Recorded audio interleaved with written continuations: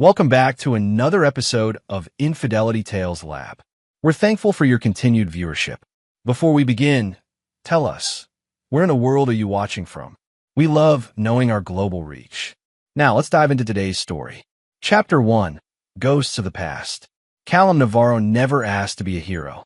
At 42, the former Special Forces operator had spent the last 23 months deployed on a classified mission in Yemen that officially didn't exist. The Pentagon called it advisory work, but Callum and his team had been hunting high-value targets with extreme prejudice. It was his fourth deployment in 8 years of marriage to Brianna, but this one had been different, longer, darker, and far more isolating. 3 months into the deployment, comms had been compromised. To protect operational security, all contact with families was severed. For the remaining 20 months, Callum's team was presumed missing or dead. They endured, completed their mission, and returned as ghosts. Callum fingered the faded photograph in his wallet as the military transport touched down on American soil. In it, his wife's auburn hair caught the light, and their daughter Sophia, 15 when he left, smiled with her mother's eyes and his stubborn chin. The photograph was creased and worn, stained with sweat and sand and blood. Not all of it his own. "You gonna call ahead, Nav?" asked Trent Walsh, the youngest member of their team, as they collected their gear. Callum shook his head. "Want to surprise them. It's 3 days before Christmas.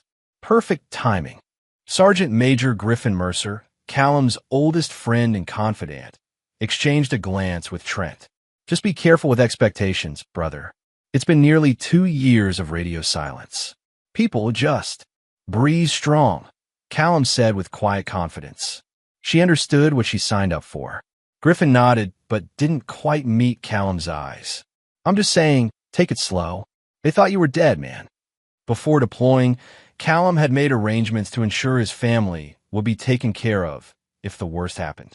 His military pension and life insurance would provide security, but he'd also set up a separate account where his hazard pay accumulated. Every month, a portion transferred automatically to their joint checking account, his way of supporting them even in absence. At 39, Brianna had been running her interior design business while raising their daughter. They had been high school sweethearts, married young, and weathered the storms of military life together. The modest 2-story colonial in Virginia had been her dream home, bought with their combined savings 6 years ago. As the taxi approached his neighborhood, snow began to fall. Christmas lights adorned most houses, and Callum felt a knot forming in his stomach. He'd missed 2 birthdays, a graduation, countless dinners, and everyday moments that could never be recovered. "Just here is fine," he told the driver, deciding to walk the last block. The night air bit his face as he trudged through fresh snow, duffel bag slung over his shoulder. He passed the Henderson place, where old Floyd was arranging a light-up reindeer, and Mrs. Keller's house with its meticulously decorated windows. I didn't notice him. He moved like a shadow, a habit hard to break. When his house came into view, Callum stopped. There were unfamiliar decorations, not Brianna's usual tasteful white lights, but multicolored strands haphazardly hung. A new car sat in the driveway, an expensive European model he didn't recognize. The knot in his stomach tightened. He approached slowly, noting the changed curtains, the different welcome mat, small details that felt wrong. Through the front window, he could see a Christmas tree far larger than Brianna ever preferred, decked in gaudy ornaments. Callum stood at his own door, suddenly feeling like an intruder. He took a deep breath and rang the bell. 30 seconds passed. Footsteps approached. The door swung open, and there stood Brianna, her hair shorter, highlighted differently, wearing an elegant dress he'd never seen. Her eyes widened in shock, color draining from her face. "Callum," she whispered, her voice barely audible. "Hi, Bree," he said, his throat constricting. "I'm home." Brianna's expression shifted from shock to something else. Panic? Her eyes darted behind her, then back to him. We thought you were dead," she stammered. "I know. I'm sorry about that. It was classified," she finished. "Of course." An awkward silence stretched between them. No embrace. No tears of joy. Just distance. "Can I come in?" he finally asked. Brianna stepped halfway outside, pulling the door nearly closed behind her. Callum, I don't think that's a good idea right now. You should have called. Call. Confusion and hurt crossed his face. Bree, it's me. It's our home. She shook her head, eyes now avoiding his. I'm sorry. I think you have the wrong address. The words hit harder than any bullet ever had. Callum stared at his wife, uncomprehending. Behind her, he caught a glimpse of movement, a man's silhouette passing in the hallway. Understanding dawned cold and clear. I see, he said, his voice dropping to a dangerous calm that anyone who'd served with him would have recognized as a warning. My mistake. He turned and walked away, feeling her eyes on his back. He didn't look back, even when the door closed with a quiet click behind him. The snow was falling harder now as Callum walked aimlessly through the neighborhood. His phone buzzed in his pocket, a new phone with only military contacts. The number wasn't one he recognized. Hello. Dad. Sophia's voice, deeper than he remembered, broke slightly on the word. Sophia, he breathed. How did you? Mom just called me, she interrupted. I can't believe you're alive. Where are you? Walking around the neighborhood, he answered honestly. Your mother didn't seem too happy to see me. A pause. Don't be upset, but you know we couldn't let you in. The plural wasn't lost on him. Understood. It's complicated, Sophia continued. Can we meet tomorrow? Talk properly? Of course, Callum agreed, his mind racing. Where are you now? I'm at college, but I'm coming home tomorrow for Christmas break. Let's meet at Riverside Park at noon. I'll be there, he promised. I should go. I'm glad you're alive, Dad. As she hung up, Callum heard her voice, muffled as if she'd pulled the phone away too late. He still thinks helping with rent means he's automatically included. The words struck like physical blows. His daughter hadn't just forgotten to hang up. She'd wanted him to hear. The cruelty was deliberate. Callum stood motionless in the falling snow, processing this second betrayal. The man who'd survived firefights, torture, and months of isolation felt something breaking inside him.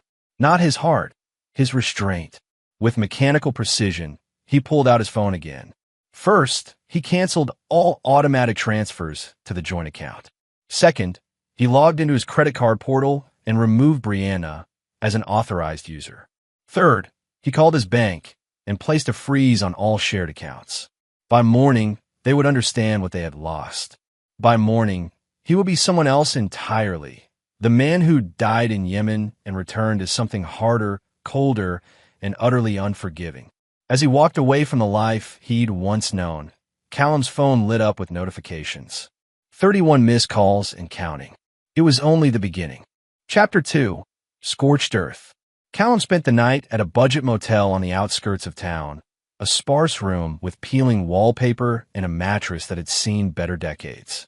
He didn't sleep. Instead, he sat methodically cleaning his K-bar knife, a habit that focused his mind. By dawn, his plan was taking shape. The calls and messages continued through the night. Brianna's voice grew increasingly desperate. Callum, please call me back. You don't understand. Then, this isn't what you think. Finally, you can't just cut us off like this. But he could, and he had. At 7 a.m., Callum called Griffin. Jesus, Nav, I've been worried sick. Where are you? Need a favor, Griff. No questions. A pause. Name it. Your cousins still work at First Virginia Bank? Vince? Yeah, he's a VP now. I need everything on Brianna's accounts. Joint and personal. Last 2 years. Today. Griffin whistled low. That bad. Worse, Callum replied. And I need to borrow your cabin. Just for a week. It's yours for as long as you need. Keys are in the usual spot. Nav, whatever happened, I'm sorry, brother. By 10 a.m., Callum had established a new bank account, redirected his military pension, and filed paperwork to liquidate certain investments, ones Brianna didn't know about. By 11 a.m., he'd visited a lawyer recommended by another team member, initiating divorce proceedings with specific instructions. No settlements, no mercy. At 11:45, he arrived at Riverside Park. The snow had stopped, leaving the landscape pristine and silent. He chose a bench with clear sight lines and waited. Sophia arrived at 12:07. At 17, she was taller than he remembered, her posture confident as she scanned the park. She'd grown up while he was fighting someone else's war. The realization brought a pang of regret that he quickly suppressed. "Dad," she said, approaching cautiously. She didn't move to embrace him. "Sophia," he replied, gesturing to the space beside him. She sat, leaving distance between them. "You look different." "So do you." He studied her face, the expensive highlights, designer coat, the iPhone 16 Pro clutched in her manicured hand. "Seems you've done well for yourself." Her eyes narrowed slightly. "What's that supposed to mean?" "Just an observation." "Look," she said, exhaling sharply. "About what happened yesterday. About what I overheard." Callum interrupted, his voice calm but cold. "That I'm just an ATM to you?" Sophia flinched. "You weren't supposed to hear that." "Clearly. It's not what you think." She shifted uncomfortably. "Mom's been through hell. We both have. You disappeared for almost 2 years, Dad. What were we supposed to do? Mourn me? Remember me? Keep faith?" Each question delivered without emotion. "Instead, you replaced me." "It's not that simple." Her composure cracked. "Nelson has been there for us. He helped Mom when she was falling apart. He paid for my college when the military benefits got held up. Where were you?" "Fighting to stay alive so I could come home to my family," Callum replied. "A family that apparently doesn't exist anymore." Sophia's expression hardened. "That's not fair." "No, it's not," he agreed. "None of this is fair. But it is what it is." He stood, brushing invisible dust from his pants. "I've canceled the supplemental rent payments and credit cards. The joint accounts are frozen pending legal separation." "What?" Sophia stood too, panicked. "You can't do that. Mom needs that money. I need that money for next semester." "Nelson can cover it," Callum replied, his voice devoid of emotion. "Since he's been there for you." "Dad, please."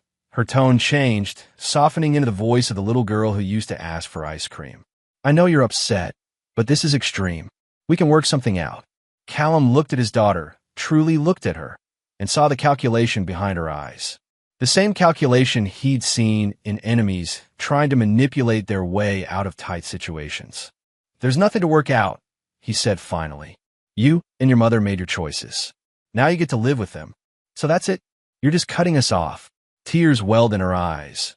Genuine or tactical, he couldn't tell anymore. "No, Sophia. You cut me off when you decided I was nothing more than a paycheck." He turned to leave, then paused. "Tell your mother divorce papers are coming. I suggest she get a lawyer." As he walked away, Sophia called after him. "You don't understand what we've been through. This isn't fair." Callum didn't look back. In war, he'd learned there was no fair, only survivors and casualties.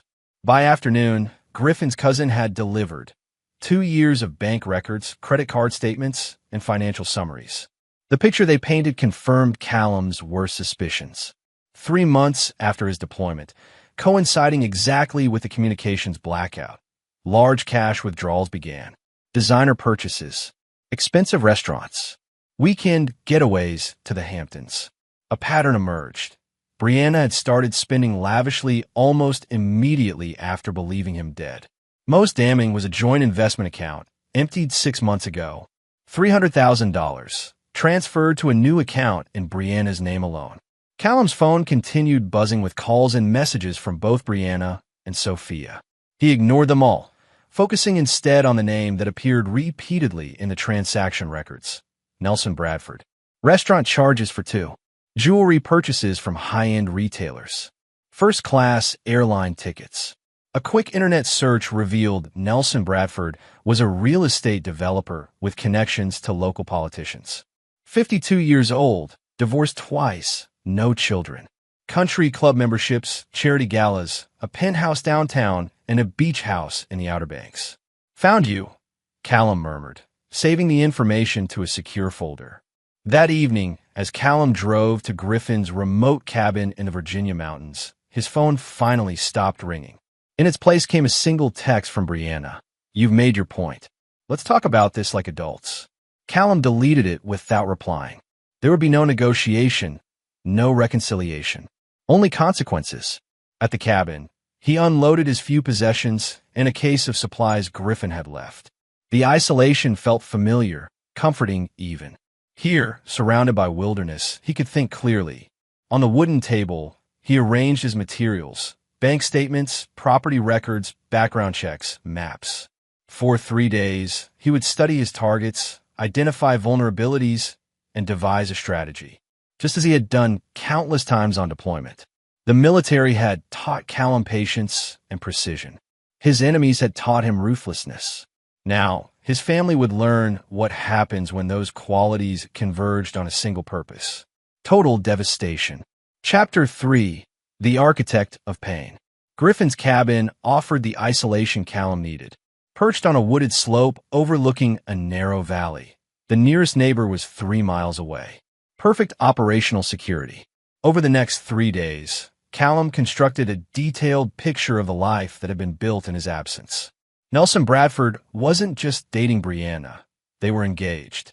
The ring had been purchased 2 months ago, a 3.2-carat diamond from Tiffany's, charged to a card Callum still paid for. Bradford had insinuated himself thoroughly into Callum's former life. He'd helped Sophia get into an expensive private university by making a substantial donation.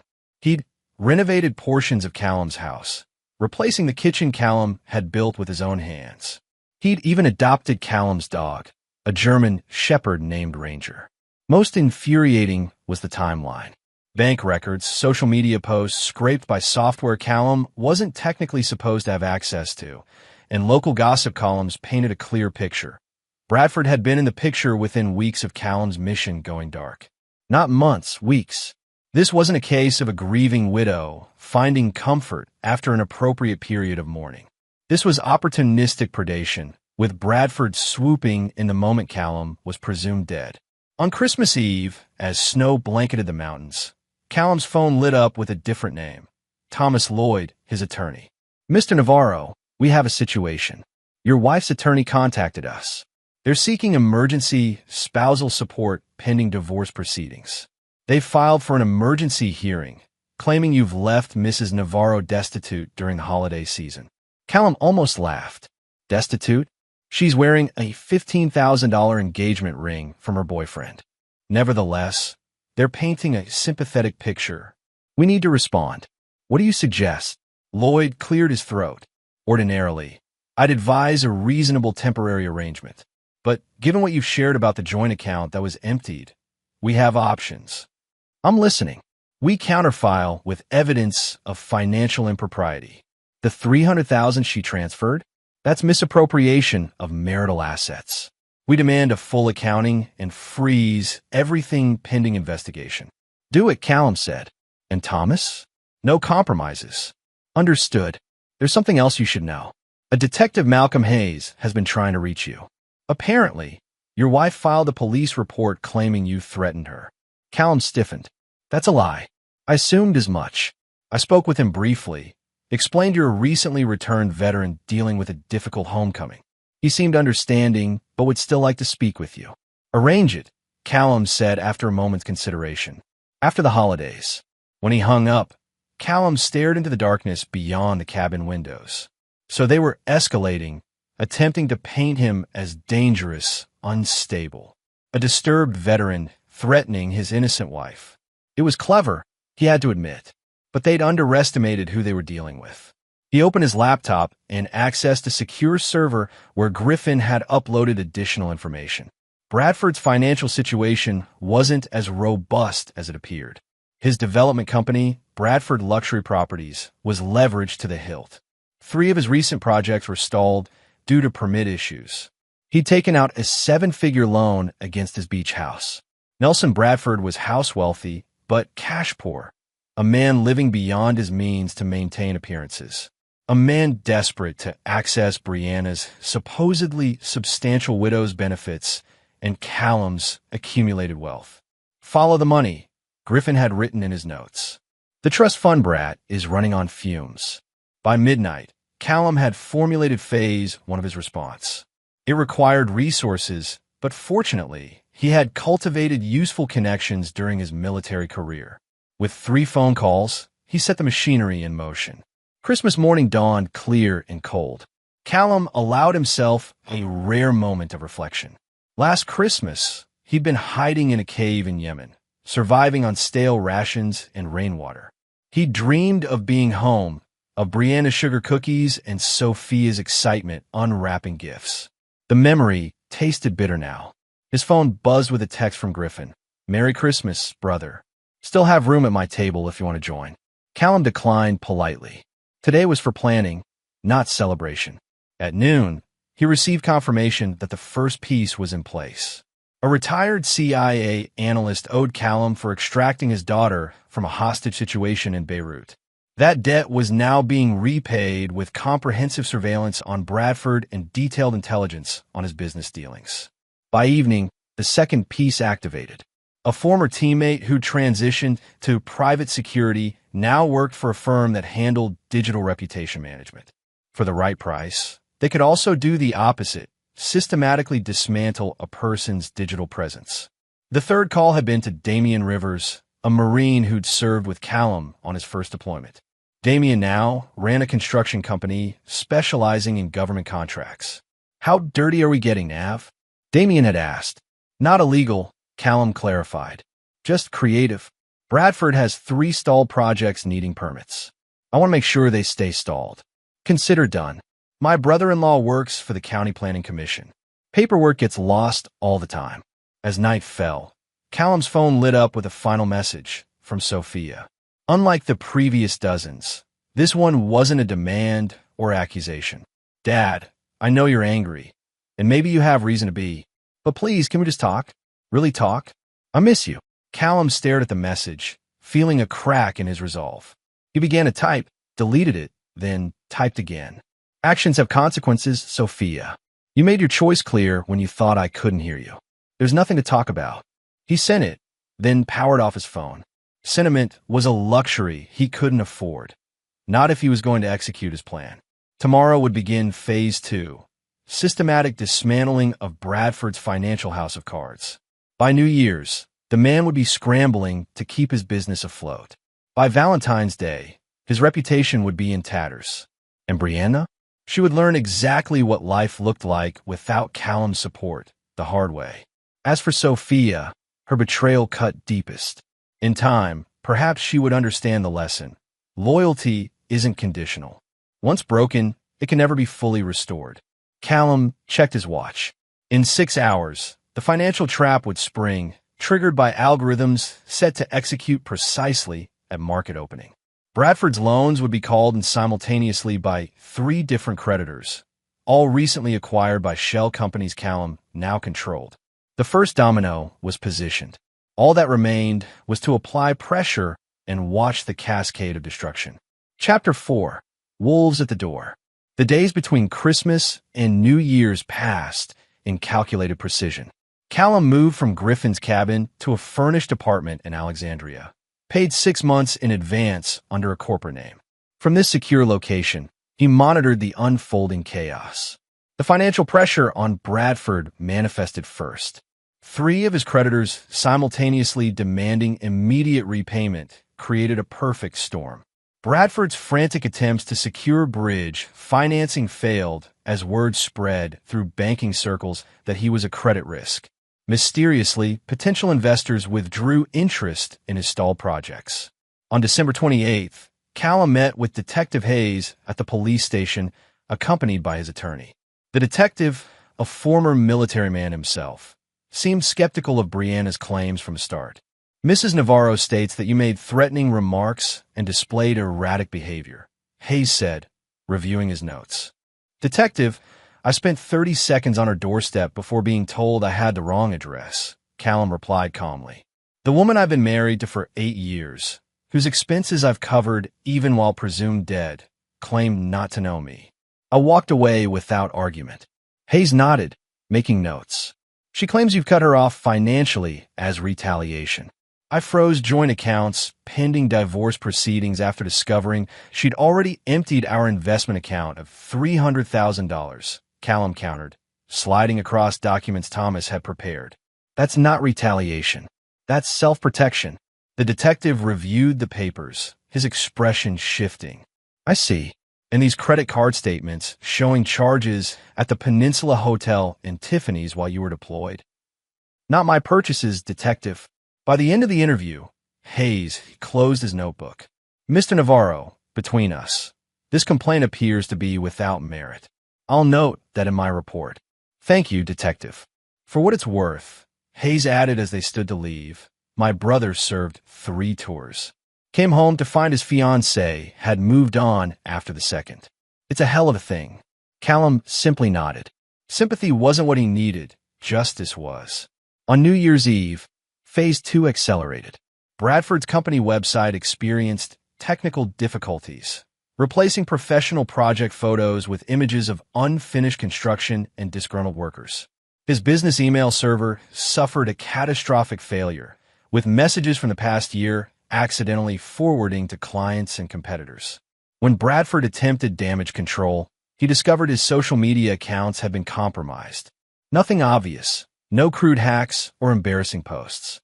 Instead, subtle alterations to past statements made him appear dishonest in business dealings and disrespectful toward clients. Callum watched it all unfold from his apartment, a glass of bourbon in hand as the year turned.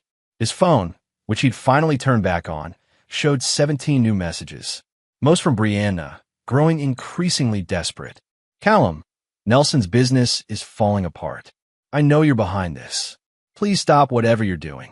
You've made your point. We need to talk. Things aren't what they seem. From Sophia, only one message. This isn't just hurting Mom and Nelson. It's hurting me too. Is that what you want? Callum didn't respond to any of them. Instead, he messaged Griffin. Phase 3 begins tomorrow. Still with me? Griffin's reply came immediately. All the way, brother. Assets in position. Phase 3 was more personal. On January 2nd, while Bradford was meeting with increasingly nervous investors, a team of movers arrived at Callum's house. Former military men who worked for Damien's company. They had copies of property records and a detailed inventory. Brianna was at work when they arrived. Within 3 hours, they had removed everything Callum could legally claim. Furniture he'd built, artwork he'd collected, family heirlooms from his side. His clothing, personal effects, and most importantly, his military commendations and memorabilia. They even took Ranger, whose microchip registration still listed Callum as owner. When Brianna returned home to a half-empty house, her panic call to Bradford triggered Phase 3's second component. As Bradford rushed from his investor meeting, he was served with papers from the county tax assessor alleging improper property valuations on 3 of his developments. Simultaneously, environmental inspectors arrived at his largest project citing anonymous complaints about wetland violations. By evening, a reporter from the local business journal was calling, asking for comment on rumors that Bradford Luxury Properties was facing bankruptcy. Callum observed it all via updates from his network. The chaos was unfolding exactly as planned. Pressure applied precisely where Bradford and Brianna were most vulnerable. Not their physical safety, but their security and status. The foundations of a life they'd built on the assumption of his death. On January 4th, Callum finally received the call he'd been anticipating. Mr. Navarro, Thomas Lloyd's voice was triumphant. Mrs. Navarro's attorney has requested an emergency settlement conference. It seems they're eager to discuss terms. No settlement, Callum replied flatly. I want my day in court. Are you certain? Courts generally favor equitable distribution, and given the length of your marriage. I'm not interested in equity, Thomas. I want everything I'm legally entitled to, and I want it documented that she began a relationship while I was deployed and presumed dead. I want it on record that she emptied accounts and used my money to finance a lifestyle with another man. I want it all public. A pause. That's an aggressive approach, Mr. Navarro. That's the only approach I'm willing to consider. After hanging up, Callum checked his surveillance feed. Bradford's beach house was being inspected by yet another county official, this time questioning whether recent renovations had been properly permitted. The noose was tightening. That evening, as Callum walked Ranger in a nearby park, an unexpected figure approached. Sophia. How did you find me? He asked, instantly alert. I put a tracker app on your phone that time you let me borrow it, she admitted, before you deployed. Despite everything, Callum felt a flicker of pride at her resourcefulness. Smart. What do you want, Sophia? She looked thinner than at Christmas, dark circles under her eyes. You have to stop this, Dad. Mom's a wreck. Nelson's business is imploding. My tuition payment for next semester is due, and no one can cover it. That sounds like a series of problems I didn't create, Callum replied, continuing to walk with Ranger heel. Sophia fell in a step beside him. Didn't create? You're systematically destroying their lives. I'm reclaiming what's mine, he corrected. Everything happening to Bradford is the result of his own overextended finances and questionable business practices. I'm simply accelerating the inevitable. And Mom? What did she do to deserve this? Callum stopped walking, turning to face his daughter fully. She replaced me before my body was even cold. She spent my money courting a new life while I was fighting to stay alive. She emptied accounts we built together over decades. When I returned, alive, she pretended not to know me. What would you call that, Sophia? His daughter flinched at the raw emotion finally breaking through his controlled facade. She was heartbroken when they told us you were missing, presumed dead. We both were. Were you? Callum challenged. Because the bank records show the grieving period lasted approximately 2 weeks before the spending sprees began. That's not fair. Nelson was helping us cope. The shopping, the trips, those were his way of distracting us from the pain. Very generous of him, especially since I was paying for it. Sophia's expression hardened. You don't understand anything. I understand enough, Callum replied, his voice cooling again. You should go home, Sophia. Your mother and her fiancé need you. Dad, please, she tried once more. At least unfreeze my college fund. That's not part of this fight. That fund was for my daughter, Callum said quietly. The one who would have waited more than 2 weeks to replace her father.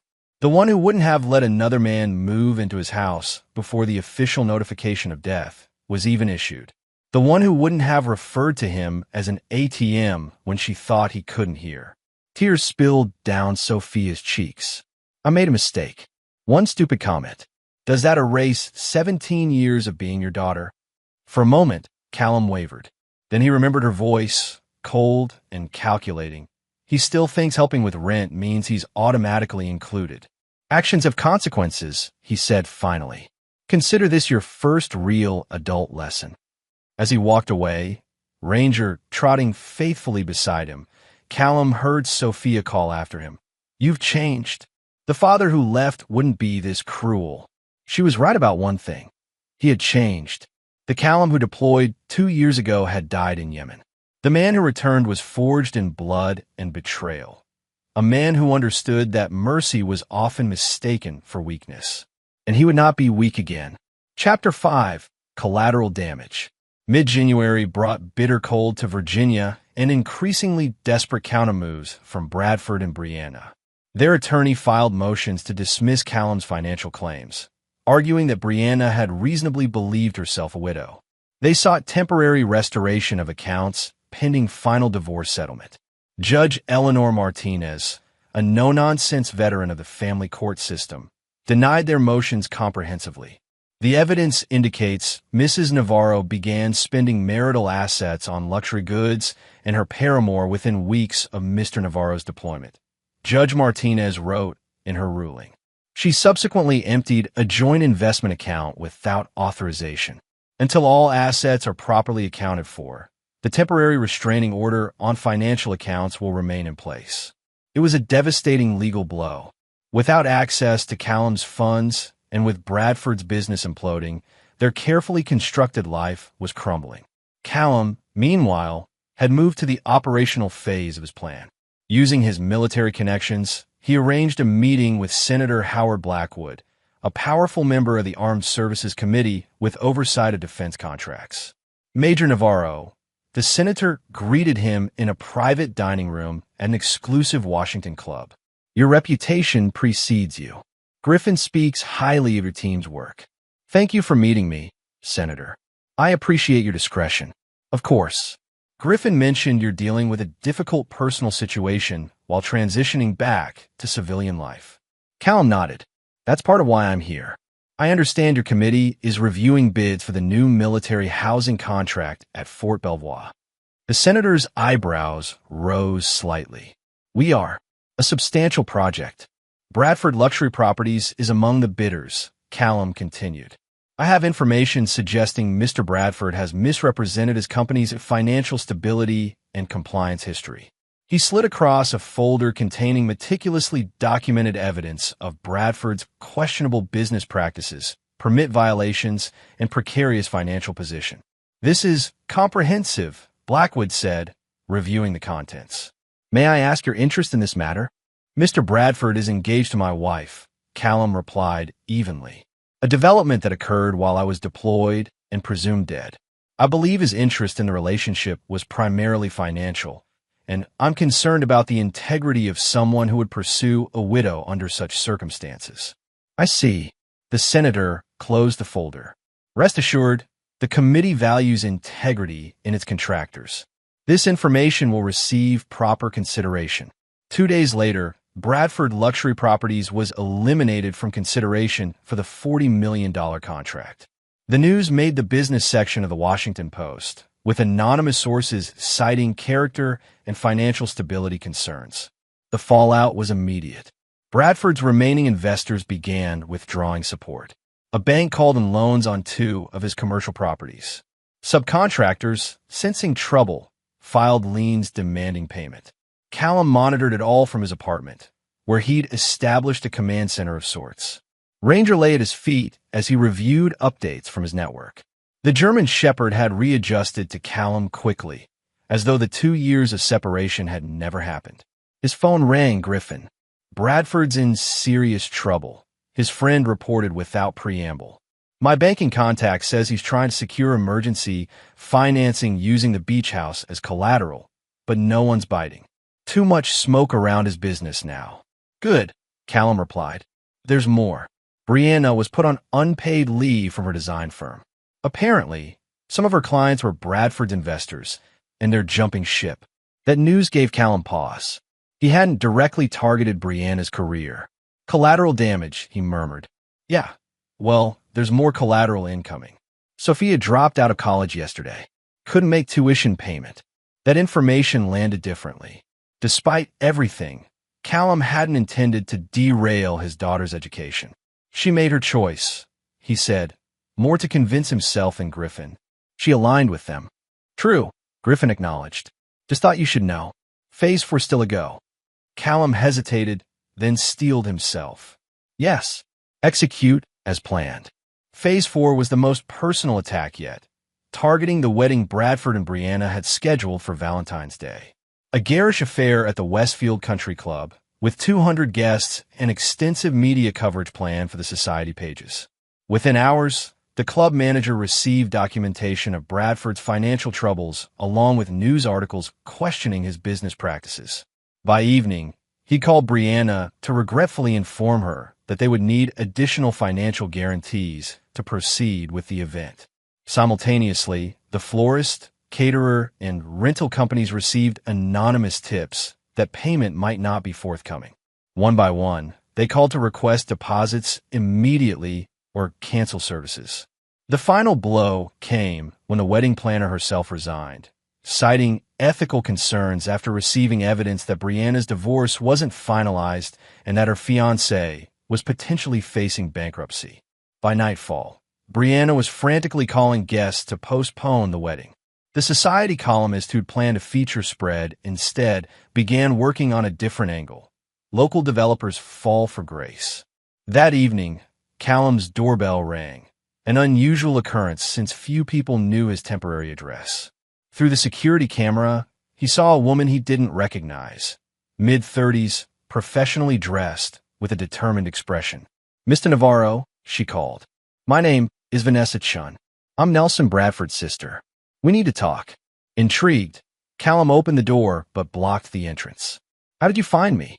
I hired a private investigator, she replied straightforwardly. May I come in? This conversation should be private. After a moment's consideration, Callum stepped aside. Ranger watched the visitor warily as she entered.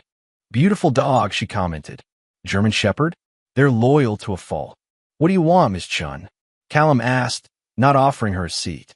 I want you to stop destroying my brother, she said bluntly. Your brother inserted himself into my marriage while I was fighting for my country.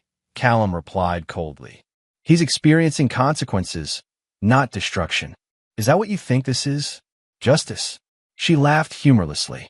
You have no idea what actually happened. I know exactly what happened. I've seen the bank records, the purchases, the timeline. Vanessa shook her head. You've seen transactions and dates. You haven't seen the full picture. Enlighten me, Callum challenged, crossing his arms. Nelson met your wife at a charity function for veterans' families, she began. He was a donor. She was organizing it for families of missing servicemen. They weren't romantically involved for months. He was helping her navigate the bureaucratic nightmare of getting benefits when you were classified as missing rather than confirmed dead. The spending started 2 weeks after I deployed, Callum countered, because Nelson was trying to help a grieving woman and her daughter. Vanessa insisted. The shopping trips were his attempt to distract Sophia, who was falling into depression. The weekends away were support group retreats for military families. And the $300,000 from my investment account, Callum asked sharply, was that therapeutic too? Vanessa hesitated. That was complicated. Brianna needed funds for an opportunity that couldn't wait for the military to process her death benefits. What opportunity? Sophia was offered early admission to Princeton. The deposit and first-year tuition were due immediately. The military was still classifying you as missing, not dead. No benefits were flowing. Callum absorbed this information, feeling the first flicker of doubt. That doesn't explain why your brother moved into my house. Why he's wearing my clothes in social media photos. Why they're getting married less than 2 years after I supposedly died. Because they fell in love, Vanessa said simply. It wasn't planned or malicious. It happened gradually, over months of shared grief and recovery. Nelson helped put their lives back together when they were shattered. How convenient for him, Callum replied, unmoved. And now I'm supposed to walk away while they enjoy the life built with my money? No one is asking you to walk away from what's rightfully yours, Vanessa countered. But this scorched earth campaign isn't just hurting them. Nelson employs 63 people who might lose their jobs. Sophia's education is derailed. Is that collateral damage acceptable to you? The question hit harder than Callum wanted to admit. Your brother made himself my enemy the moment he moved into my house. My brother made himself the protector of a family he thought had lost its father, Vanessa corrected. Was he wrong to fall in love? Probably. Was Brianna wrong to move on? Maybe. But this systematic destruction goes beyond justice into vengeance. They deserve it, Callum insisted, though with less conviction. Vanessa moved toward the door, then turned back. My brother isn't perfect, Mr. Navarro, but he's not the villain you've constructed. Before you burn everything to the ground, make sure you're targeting the right people for the right reasons. After she left, Callum paced his apartment, Vanessa's words echoing uncomfortably. For the first time since returning, doubt crept in. What if there were explanations he hadn't considered?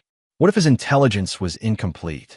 He pulled up the file on Sophia's college, Princeton, not the private university he'd initially discovered. The timeline matched Vanessa's story. The $300,000 would cover exactly the first year's tuition, housing, and the required deposit. Then he examined the charity records more carefully. Brianna had indeed organized events for families of missing servicemen. Bradford was listed as a major donor for 3 years running.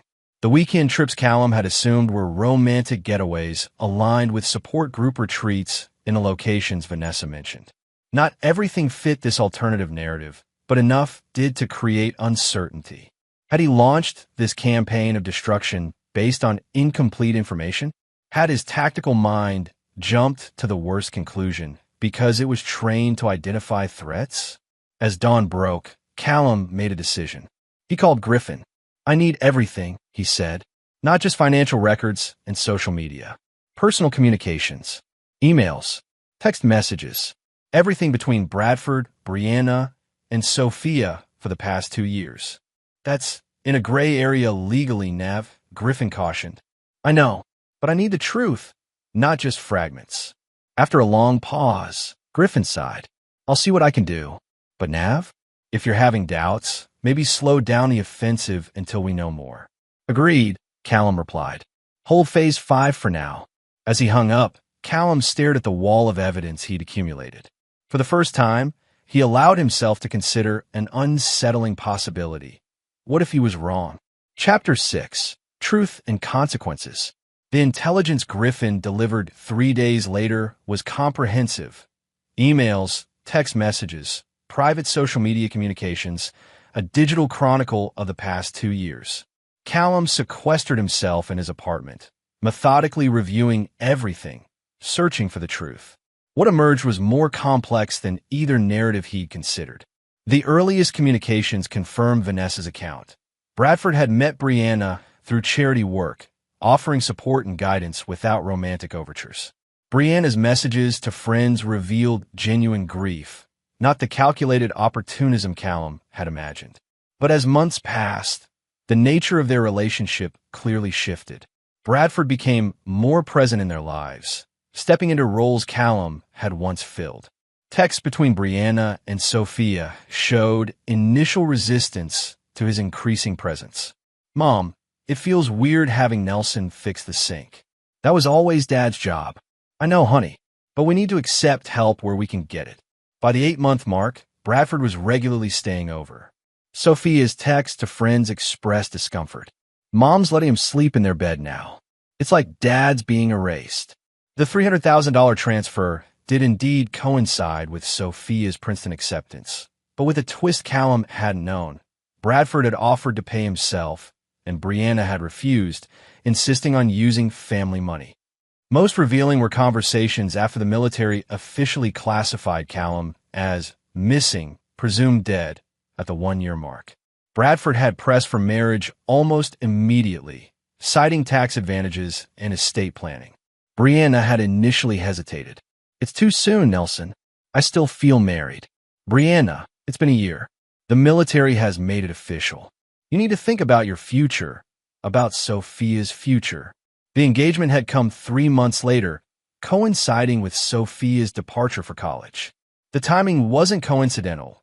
Emails between Bradford and his financial advisor showed mounting cash flow problems. Marriage to Brianna, with access to Callum's death benefits and pension, offered a solution. Most damning were recent communications after news of Callum's survival reached them. Bradford's messages betrayed panic rather than joy. "What do you mean he's alive? This complicates everything. We need to keep him away until we figure this out. The accounts, the house, we can't lose all that now." Brianna's responses were less calculating, but equally revealing. "I can't face him, Nelson. What do I say? That I gave up on him? That I moved on? He'll hate me." Sophia says we need to protect ourselves financially before he can take everything. She's right. He'll be furious. The evidence painted a picture not of malicious conspiracy from the beginning, but of something that had evolved into one. Opportunism masquerading as support, affection intertwined with financial interest. As for Sophia, her communications revealed a young woman caught between loyalty to her father's memory and the security Bradford provided. Early messages showed her grief and anger at the military for losing her father.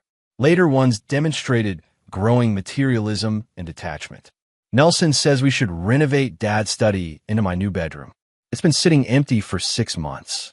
Dad will want me to be comfortable, right?" Most troubling were recent exchanges with Brianna after learning of Callum's return.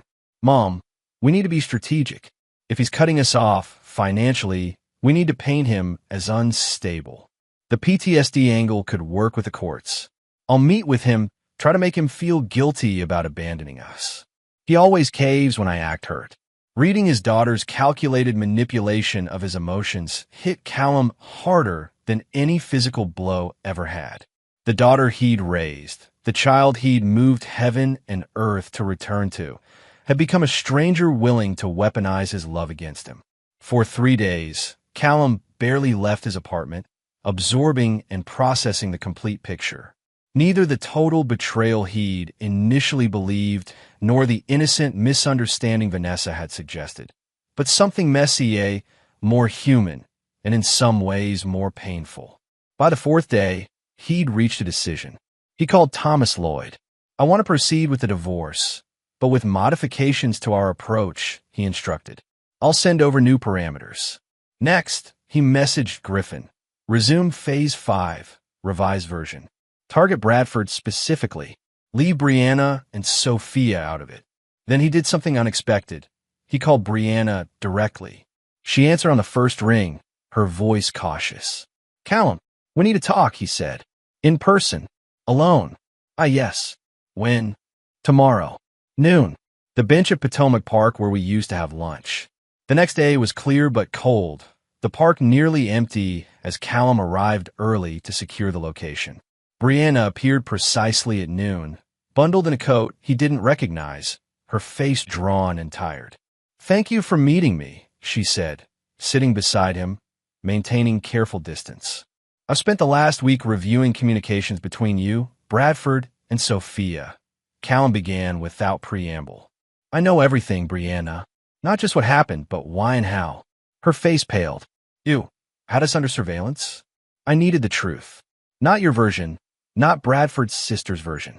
The unfiltered truth. That's invasion of privacy, she protested weakly. And emptying our joint account without my knowledge was theft, he countered.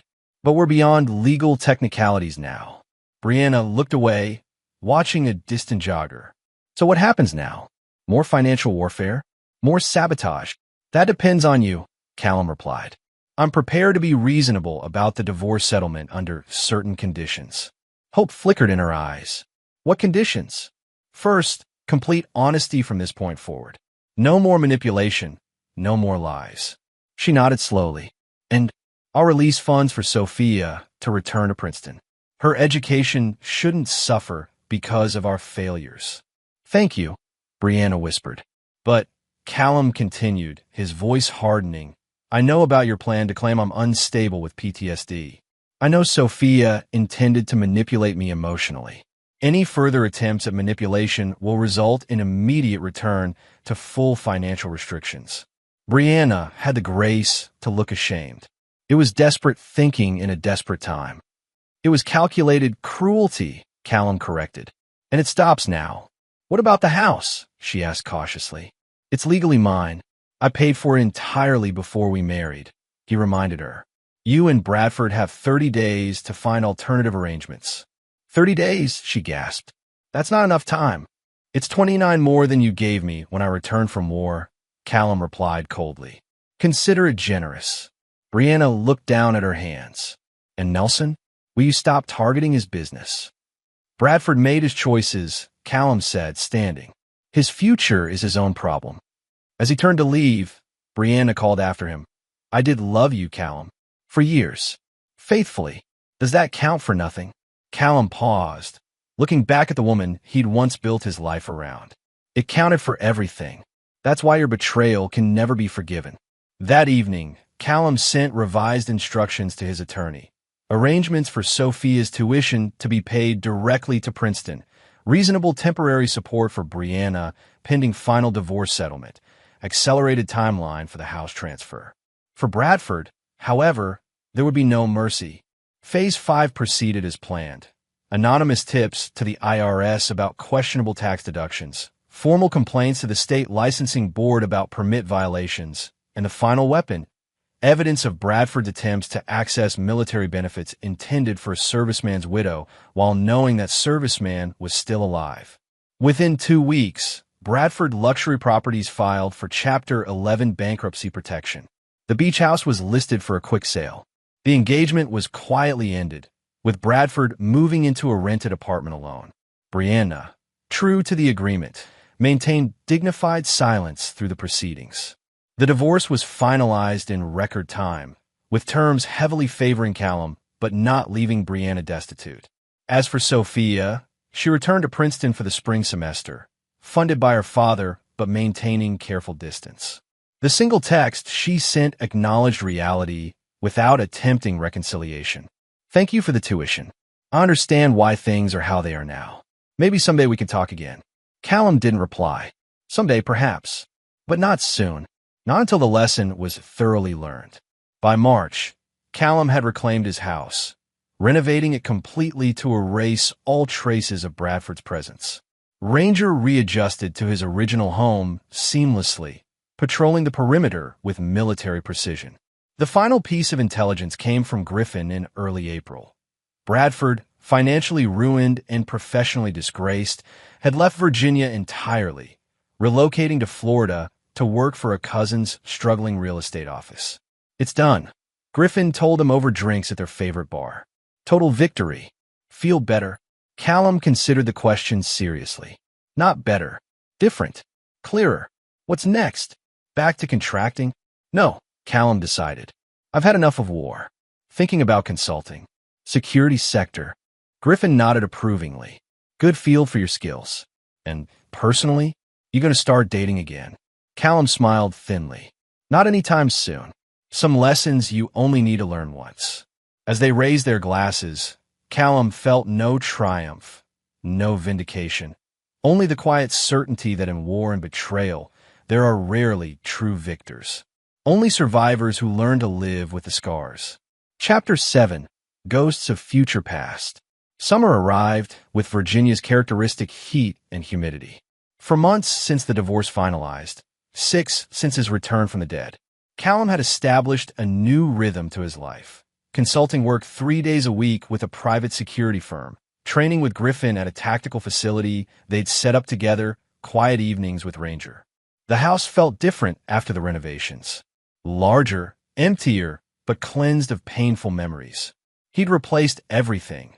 Furniture, appliances, even the hardwood floors, creating a space that belonged solely to him, unmarked by betrayal. His phone buzzed with a text from Griffin. "Client meeting tomorrow at 0900. Possible big contract." With a fancy suit, Callum confirmed the appointment and returned to reviewing security protocols for a corporate client. This was his life now. Structured, solitary, secure. If it lacked certain warmths, it also lacked vulnerabilities. The doorbell rang unexpectedly. Through the security camera, Callum saw a face he hadn't encountered in months. Sophia. He hesitated, then opened the door. His daughter stood uncertainly on the porch, looking both familiar and strange. Her hair was shorter, her posture less confident than he remembered. "Dad," she said simply. "May I come in?" Callum stepped aside wordlessly, allowing her into the renovated space. She glanced around, taking in the changes. "You've redone everything," she observed. "Fresh start," he replied, not offering further explanation. "What brings you here, Sophia?" She set her purse down carefully. "I finished my first year at Princeton. Thought you might want to know I made Dean's List." "Congratulations," Callum said with genuine pride despite himself. "That's impressive." An awkward silence stretched between them. Ranger patted over, sniffing Sophia's hand cautiously before allowing her pet him. "At least someone's happy to see me," she attempted to joke. Callum didn't smile. "Why are you here, Sophia?" "Really?" She straightened, meeting his eyes directly for the first time. "I owe you an apology. Multiple apologies, actually. I'm listening. What I said that day, about you just being an ATM, about not being automatically included, it was cruel and unfair. I was confused and angry, trying to protect the life I thought I had."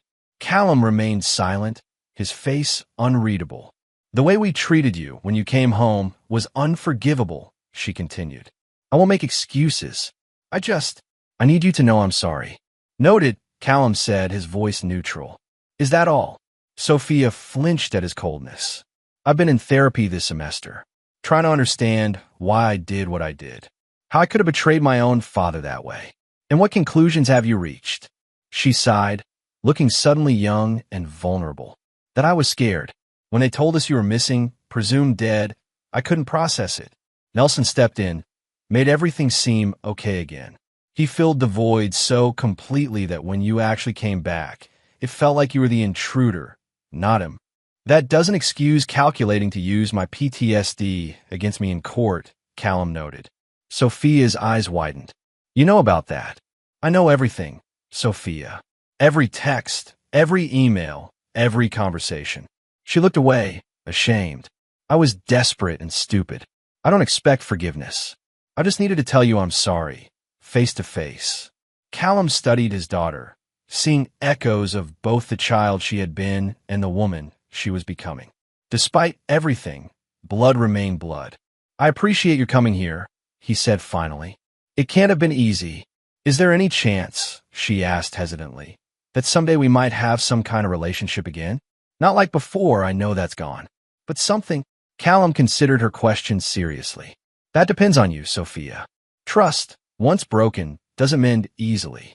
It requires consistent proof of change over time." "Understand," she nodded, picking up her purse. "For what it's worth, Mom's doing okay.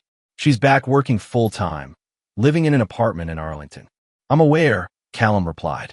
His intelligence network still provided regular updates, though he'd stopped actively tracking them months ago. "And Nelson moved to Florida," she added. "Also aware." Sophia moved toward the door, then paused. "My summer internship is in D.C. I'll be around until August. If you want to get coffee sometime, I'd like that." Callum opened the door for her. "I'll consider it."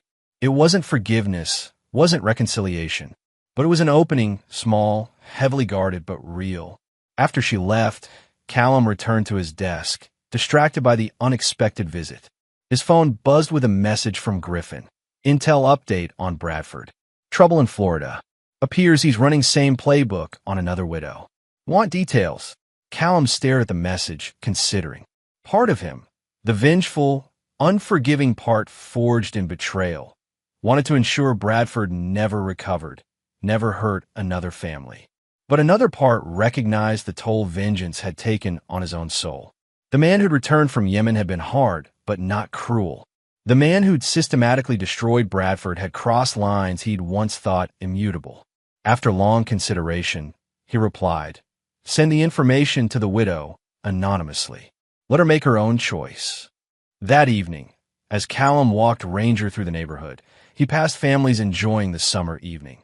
Children playing, couples talking on porches, normal lives uninterrupted by war and betrayal. Once, he'd been part of such a scene. Now he observed from outside, separated by experiences most civilians couldn't comprehend. His phone rang, an unknown number. "Navarro," he answered crisply. "Mr. Navarro, this is Elizabeth Harmon with Stone Ridge Security Consultants. I understand you're meeting with my company tomorrow." "That's correct," Callum confirmed. "I've been reviewing your credentials and experience. Frankly, Mr. Navarro, we're not looking to hire a consultant. We're looking for a partner." Callum stopped walking. "A partner?" "We've recently acquired contracts requiring expertise in high-risk extraction scenarios and specialized personnel security. Your military background, particularly your last deployment, suggests you're uniquely qualified. We'd like to discuss a more substantial role than initially proposed." "I'm listening," Callum replied, intrigued despite himself. The position would involve significant international travel, building specialized teams, and implementing security protocols for high-value individuals in volatile regions. "It's challenging work, Mr. Navarro. Not everyone is suited for it." For the first time in months, Callum felt a spark of genuine interest. "Send over the details. I'll review them before our meeting."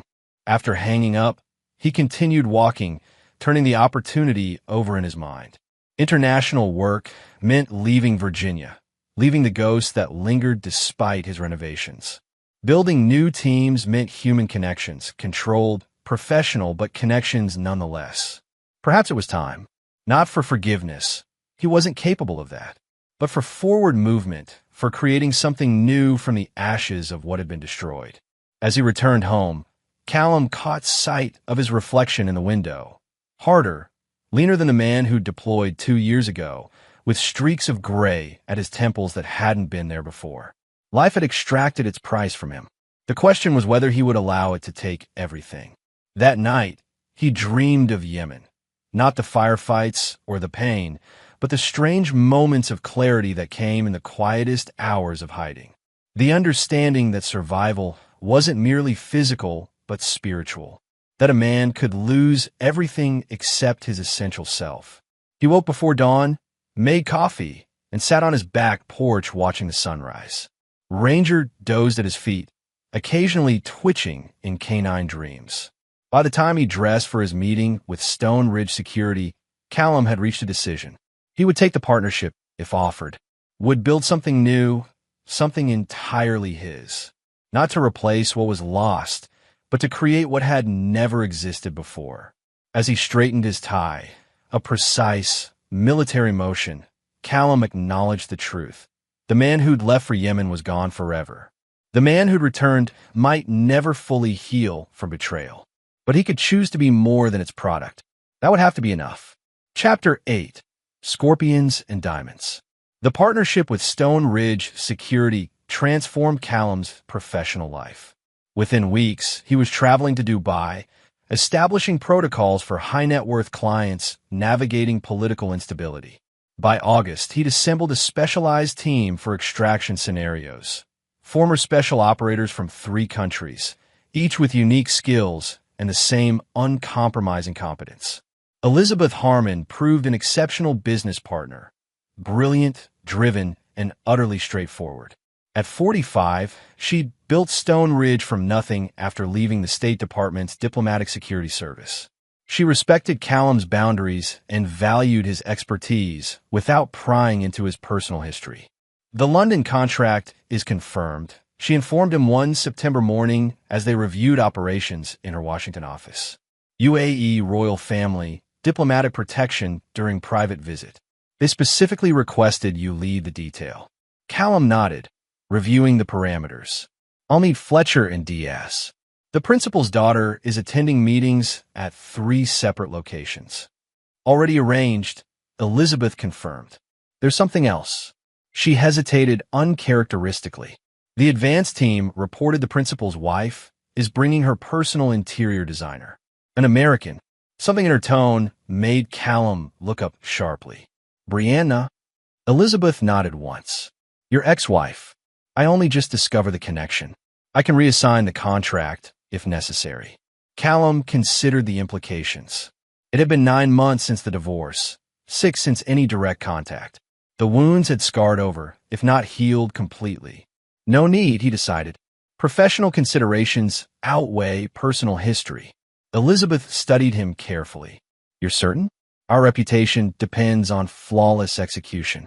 My team's performance won't be affected, Callum assured her, his voice steady. We leave Wednesday. 0600 from Dulles, she confirmed. Callum, if you change your mind, there's no shame in that. He appreciated her concern, but dismissed it with a slight shake of his head. Some ghosts you face, others you simply learn to live with. The London operation proceeded with military precision. Callum established security protocols, coordinated with local authorities, and managed rotation schedules with clinical detachment. For 3 days, he successfully avoided direct contact with Brianna, who was overseeing renovations to the family's Mayfair residence. On the 4th day, however, their paths crossed inevitably at a private reception. Callum was surveilling the room from a discreet position when Brianna entered, escorted by one of the royal aides. She wore a simple black dress, her hair styled differently than he remembered. She looked well, prosperous even. She spotted him almost immediately, freezing momentarily before regaining composure. After speaking briefly with her escort, she approached Callum directly.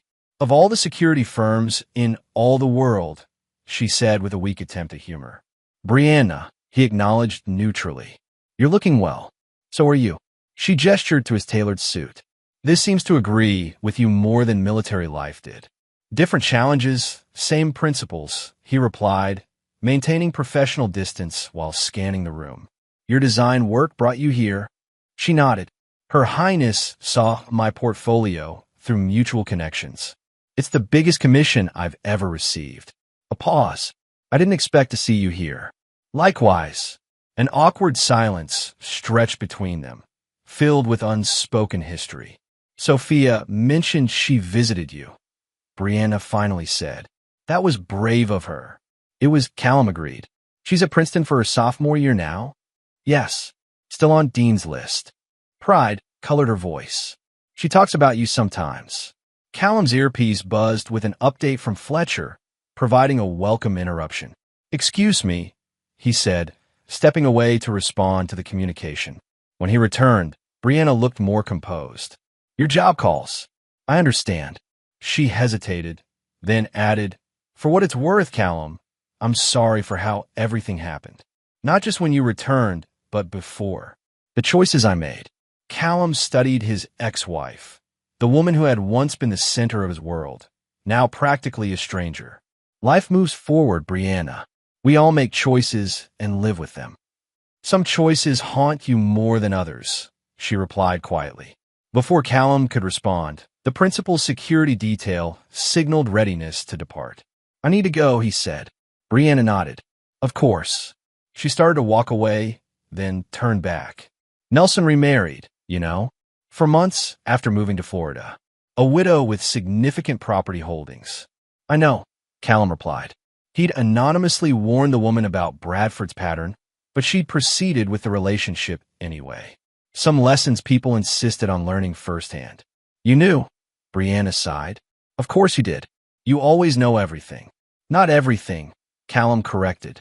Just enough. They parted without further conversation, both returning to their respective roles. The encounter left Callum unsettled, but not shaken. A ghost confronted and found less powerful than expected. That night, in his hotel room, Callum received an unexpected text from Sophia. Mom said she saw you in London. Small world or careful planning? He replied honestly. Coincidence.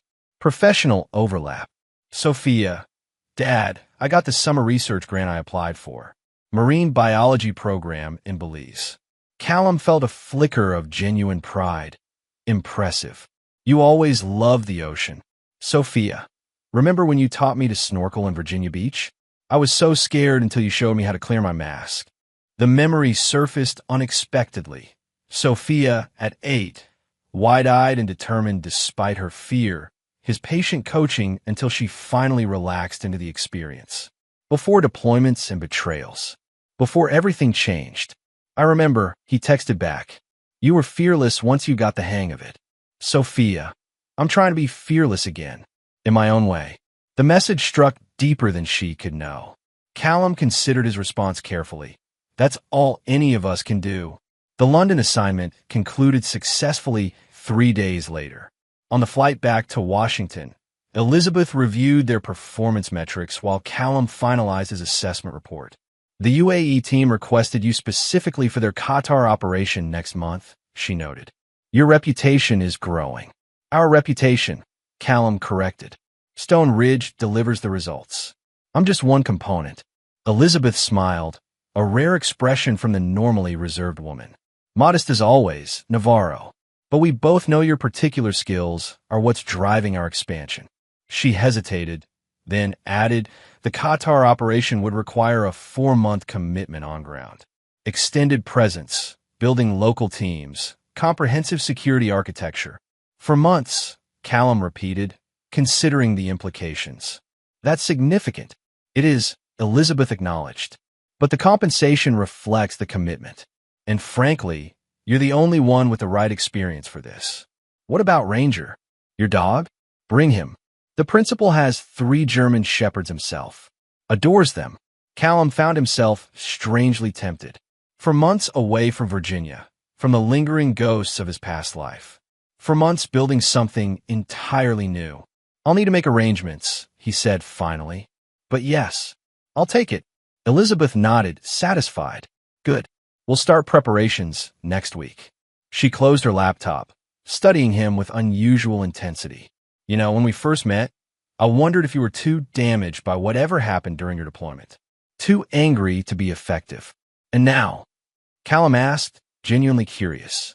Now I think the anger has purpose, she replied thoughtfully. You channel it precisely. That's rare. Controlled application of force, Callum said. Basic tactical principle. Applied to emotion, Elizabeth noted. Also rare. When they landed in Washington, Callum found another message waiting. This one from Brianna. It was strange seeing you in London. Stranger still realizing how much has changed. I don't expect forgiveness, but I hope someday you find peace. You deserve that much. He read it twice, then deleted it without responding. Peace wasn't what he sought. Purpose was. And that, at least, he'd found. The Qatar preparation consumed October.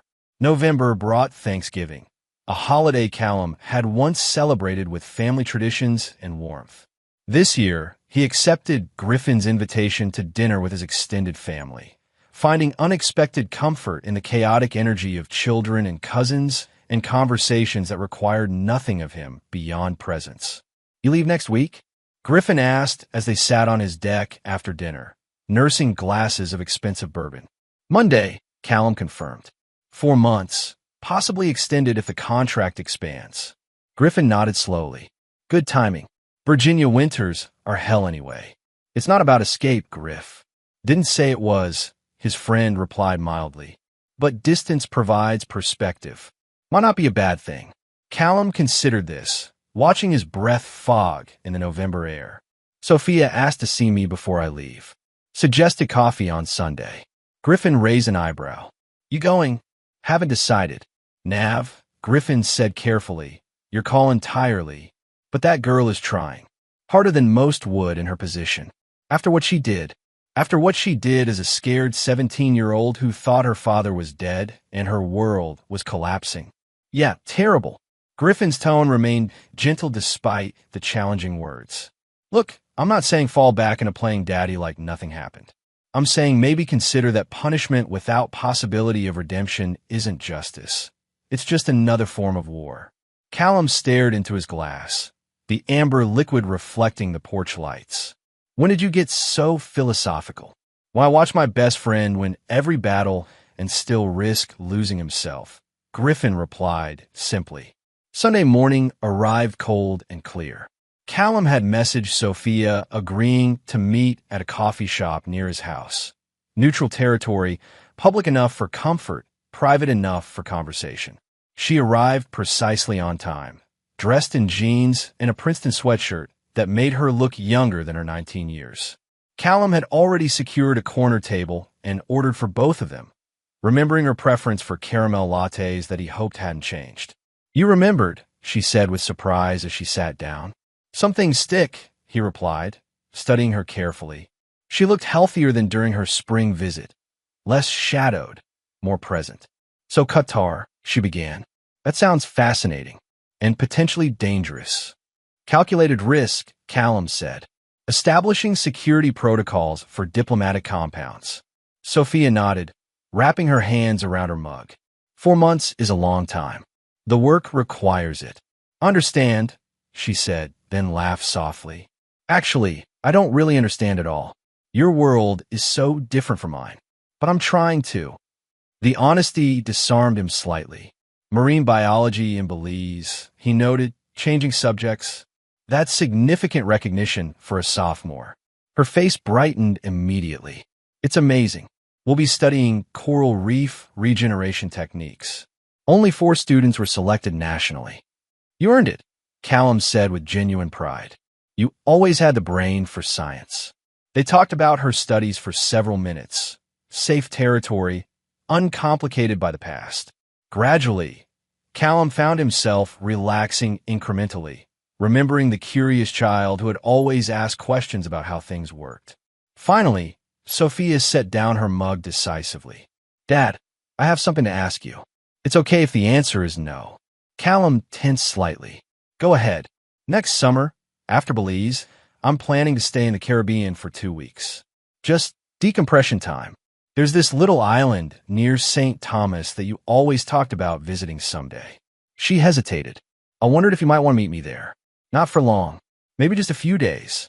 The invitation caught Callum completely off guard. St. Thomas had been a dream destination he'd mentioned during deployments, a fantasy of white beaches and clear water that had sustained him through desert warfare. "That's unexpected," he managed. "I know it's a lot to ask," Sophia rushed on. "And like I said, it's completely okay if you're not ready for that. I just thought, neutral territory. No memories there. No history to navigate." Callum studied his daughter's face, the mixture of hope and fear, courage and uncertainty. He recognized the tactical approach, choosing territory that carried no emotional landmines, offering a limited time frame, acknowledging his right to refuse. "I can't promise anything," he said finally. 4 months in Qatar may extend, depending on the situation. "Of course," she nodded quickly. "It was just a thought." But, he continued deliberately, if timing allows, I'd consider it. The smile that broke across her face was painfully familiar. The same expression she'd worn at 8 when successfully clearing her snorkel mask for the first time. Genuine, unguarded joy. That would be amazing, she said. Even if it doesn't work out, just knowing you'd consider it means a lot. As they parted outside the coffee shop, Sophia hesitated, then asked, "Can I hug you goodbye?" "It's okay if that's too much." Callum felt ancient defenses shift uncertainly. After a moment's consideration, he nodded once. Her embrace was brief, careful, not the exuberant tackles of her childhood, nor the dutiful motions before his deployment. Something new, tentative, but sincere. "Be safe in Qatar," she said, stepping back. "I'll send you updates from Belize if that's okay." "I'd like that," Callum replied, surprising himself with the truth of it. As he watched her walk away, Callum recognized something he hadn't felt in years. Possibility. Not forgiveness. He wasn't capable of that. Not reconciliation. Too much had been broken. But possibility, the space where new things might grow in the ruins of the old that existed. Small and fragile, but present. It was, he decided as he turned toward home, enough to begin with. Chapter 9. Steel and Silence. Qatar exceeded Callum's expectations professionally. The royal family's security concerns were legitimate and complex, requiring his full expertise. He built a team of 23 specialists, developed comprehensive protocols, and implemented cutting-edge systems. The 4-month contract extended to 6, then 8 as additional properties were added to his security portfolio. Elizabeth visited quarterly, each time expanding their scope and influence. Stone Ridge's reputation grew exponentially, with Callum's methodologies becoming the gold standard for high-risk protection in the region. "The Saudi royal family has approached us," Elizabeth informed him during her August visit. "They've offered a 3-year contract to overhaul their entire security infrastructure. 8 figures, Callum, plus equity partnerships in related ventures." They sat on the terrace of his company-provided villa, overlooking the Persian Gulf. Ranger dozed nearby, having adjusted perfectly to desert life. The dog's loyalty remained constant while everything else shifted. 3 years, Callum repeated, considering the implications. Significant commitment. Life-changing opportunity, Elizabeth corrected. "I'm prepared to offer you full partnership in Stone Ridge. Equal ownership, equal control." Callum raised an eyebrow. "You've built this company from nothing, Elizabeth. Why share control now?" "Because you've transformed what was possible," she replied simply. "I had a respectable firm before. Now we're redefining the industry. That deserves recognition." The offer was compelling, financially, professionally, strategically. It would also mean establishing a more permanent presence in the Middle East, further distance from his former life. "I need time to consider," he said finally. Elizabeth nodded, unsurprised. "Of course. We have 30 days before they require an answer." After she left, Callum sat watching the sunset paint the Gulf in shades of amber and gold. His phone chimed with a new message from Sophia, now a regular occurrence. She'd been sending updates from Belize, photographs of coral formations, excited descriptions of research breakthroughs, occasional personal reflections. Today's message was different. Research program ends next week. Still planning 2 weeks in the Caribbean after. St. Thomas offer still stands if your schedule allows. No pressure either way. Callum stared at the message, feeling conflicting impulses. The island meeting had remained a nebulous possibility throughout his time in Qatar, neither committed to nor dismissed. Now it required decision. 3 years in Saudi Arabia would mean definitively closing the door on whatever tentative reconnection had begun. It would be a statement, clear and unambiguous, that his past was truly past. Callum walked to the edge of the terrace, feeling the cooling evening breeze. In the distance, lights from oil platforms winked like earthbound stars. He'd rebuilt his professional life with precision and purpose. Stone Ridge offered a path forward that required no emotional risks, no vulnerability.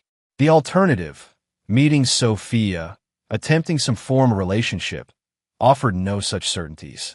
Only questions, complications, potential disappointments. Yet as he contemplated the Saudi option, Callum found himself remembering Griffin's words from Thanksgiving. Punishment without possibility of redemption isn't justice. It's just another form of war. He'd been at war since Yemen. First literally, then figuratively against Bradford and Brianna, finally against his own past. Perhaps it was time to consider, if not peace, then at least armistice. Callum typed his response. Arriving St. Thomas, August 25th. 3 days available before return to Qatar. Location details. Sophia's reply came almost immediately. Sapphire Beach on East End. Small villa rental. I'll send specifics. Really looking forward to this, Dad. The decision made, Callum felt strangely unburdened. Not optimistic, precisely. He'd lost the capacity for easy optimism in Yemen, but open to possibilities previously unimagined. He messaged Elizabeth. Need to schedule personal leave before Saudi decision. August 25th to 28th. Her response was characteristically direct. Noted. Travel safely. The Caribbean in late August was everything Callum had imagined during desert deployments. St. Thomas greeted him with lush vegetation, crystal waters, and air that tasted of salt and possibility. He'd traveled light, tactical habit, with only a small duffel and his ever-present situational awareness. The villa Sophia had rented exceeded his expectations. Perched on a hillside overlooking Sapphire Beach, it offered privacy, security, and breathtaking views. 2 separate bedroom suites with a shared living area provided appropriate space for their tentative reconnection. She was waiting on the terrace when his taxi arrived, tan from Belize, her smile nervous but genuine. You came, she said simply. I said I would, Callum replied, setting down his bag. You've said that before, she noted without accusation. Then deployments happened. The observation hung between them. Acknowledgement of broken promises neither had controlled. Different circumstances now, Callum said finally. I set my own schedule. Sophia nodded, then gestured toward the view. Worth the wait though, right? Just like you described. It was the precise shade of blue he'd held in his mind during the darkest moments in Yemen.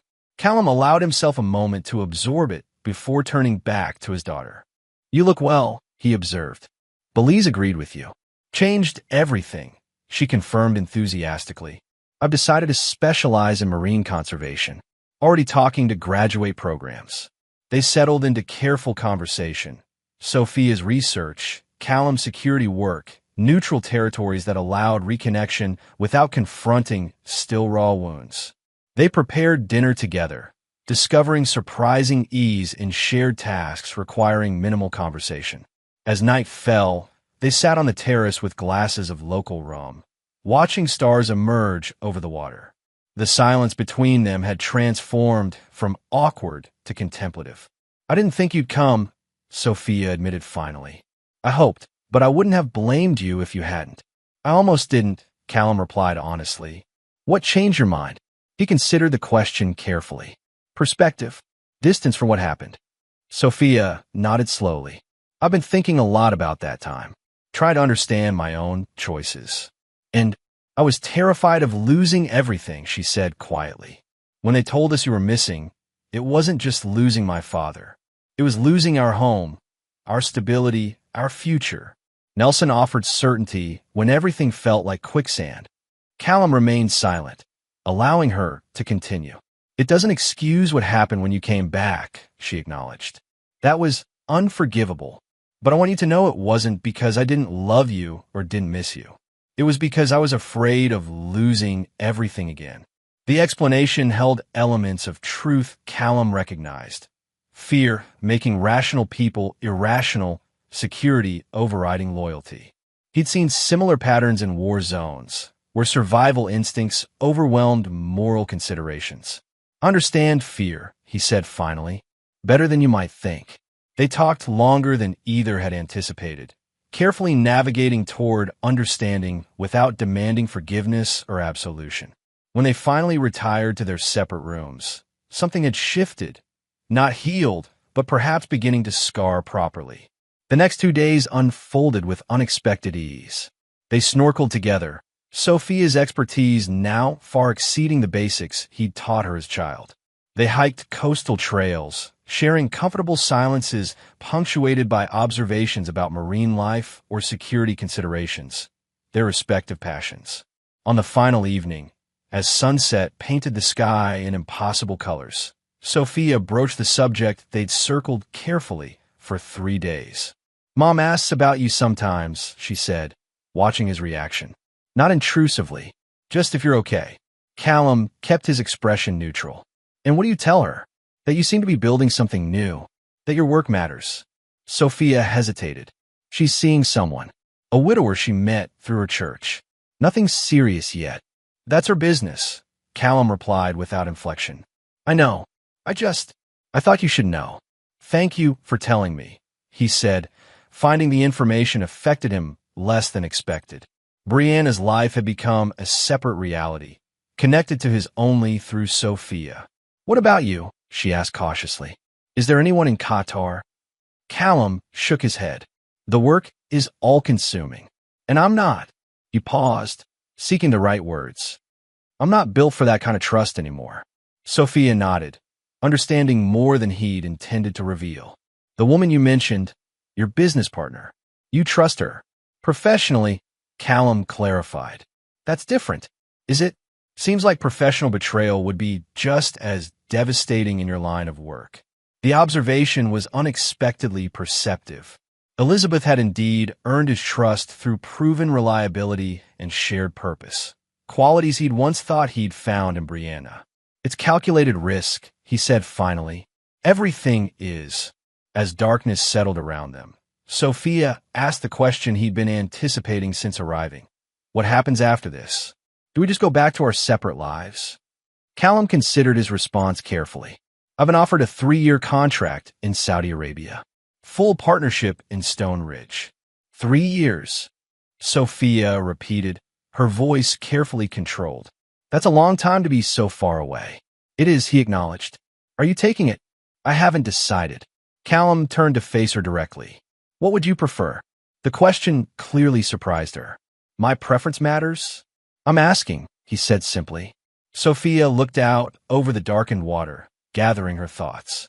"I'd prefer to have some kind of relationship with my father, even a distant, complicated one, even if it's just occasional messages and rare visits like this." She met his eyes steadily. "But I also understand if that's not possible for you." Her maturity, the absence of manipulation or entitlement, struck Callum forcefully. The calculating teenager he'd confronted 18 months ago had grown into something different. Not innocent or unblemished, but honest in her limitations and desires. "I can't be what I was before," he said finally. "That person doesn't exist anymore." "I know," Sophia nodded. "I'm not asking for that. I'm not asking for forgiveness either. Just possibility." Possibility. The word echoed his own thoughts from months ago. Not reconciliation, not restoration, but space for something new to potentially emerge. "I can offer that much," Callum decided. "Possibility. No promises beyond that." Sophia's smile was small but genuine. "That's enough. More than I expected, honestly." On his final morning, as Callum prepared to depart for the airport, Sophia handed him a small package wrapped in simple paper. "What's this?" he asked, momentarily suspicious of emotional manipulation. "Just something I thought you might want," she said. "Open it later, if you prefer." He tucked it into his bag with a nod of acknowledgement. Their goodbye was brief, without dramatic promises or emotional declarations. Just a simple exchange of contact information and tentative plans to message regularly. As his plane lifted off, Callum finally unwrapped the package. Inside was a waterproof case containing a flash drive and a handwritten note. "These are the photos and videos from before, in case you ever want to remember. They weren't all lies." In his Qatar apartment that evening, Callum inserted the drive into his laptop with military caution.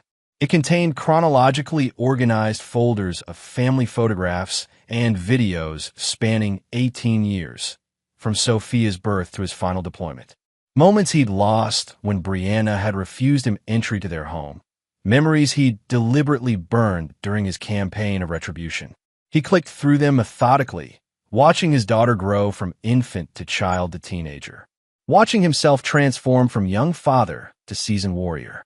Watching Brianna age alongside him. Their shared life documented in birthdays and Christmases and ordinary moments. The final video was dated 3 days before his deployment to Yemen. Sophia had recorded it secretly, Callum in the backyard teaching ranger commands, unaware of being filmed. His laugh, when the dog successfully completed a complex sequence, was unfamiliar to the man now watching, open, unguarded, belonging to someone who still believed in security and permanence. Callum closed the laptop, emotions carefully contained. The past captured in those images was irretrievable, destroyed by war, betrayal, and his own calculated vengeance. But something else remained possible. Not restoration, but creation. Something new built on the foundations of hard-earned wisdom. He messaged Elizabeth. Decision made on Saudi contract. Let's discuss details when I return. Then, after consideration, he messaged Sophia. Arrived safely. Thank you for the photos. The time in St. Thomas was valuable. Her reply came minutes later. For me too. Safe travels back to Qatar. Let me know when you're settled in Saudi. Callum set down his phone, considering the choice he'd made. Not forgiveness. He remained incapable of that. Not reconciliation. Too much had been irreparably broken. But a future disconnected from the cycle of betrayal and retribution. A life built on strength without cruelty, boundaries without isolation, purpose without endless war. He would accept the Saudi contract and full partnership in Stone Ridge. Would build security systems protecting others from the vulnerabilities he'd experienced. Would maintain careful, limited contact with Sophia, not as the father he'd been, but as the man he'd become. Bradford remained destroyed, his predatory pattern exposed and neutralized. Brianna remained separate, navigating consequences of choices made. These outcomes Callum accepted without regret or reconsideration. But Sophia would have possibility. Limited, carefully constructed, but real. Not because Callum had forgiven betrayal, but because he'd chosen to end the war. As night settled over Qatar, Callum stood on his terrace watching distant lights. The man who'd returned from Yemen had sought destruction with surgical precision. The man who now contemplated the Persian Gulf sought something different. Not peace, precisely, but purpose beyond vengeance. It wasn't forgiveness. It wasn't healing. But it was, perhaps, the beginning of something that could eventually become whole again. For now, that was enough. And there you have it. Another story comes to an end. What did you think? I'd love to hear your thoughts in the comments below. If you enjoy this story, consider joining our community by subscribing. It means the world to us. For more stories like this one, check out the recommended videos on screen. And I'll see you there.